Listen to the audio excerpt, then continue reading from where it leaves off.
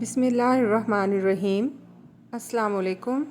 آج کی حدیث، رسول کریم صلی اللہ علیہ وآلہ وسلم نے فرمایا کہ جسے اللہ نے مال دیا اور اس نے اس کی زکوٰۃ ادا نہیں کی تو قیامت کے دن اس کا مال نہایت زہریلے گنجے سانپ کی شکل اختیار کر لے گا۔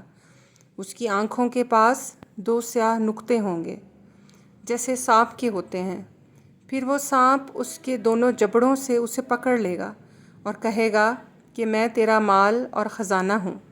اس کے بعد آپ نے یہ آیت پڑھی، اور وہ لوگ یہ گمان نہ کریں کہ اللہ تعالیٰ نے انہیں جو کچھ اپنے فضل سے دیا ہے وہ اس پر بخل سے کام لیتے ہیں کہ ان کا مال ان کے لیے بہتر ہے، بلکہ وہ برا ہے جس مال کے معاملے میں انہوں نے بخل کیا ہے۔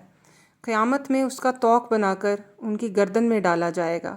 صحیح بخاری کی حدیث نمبر 1403۔ اللہ حافظ۔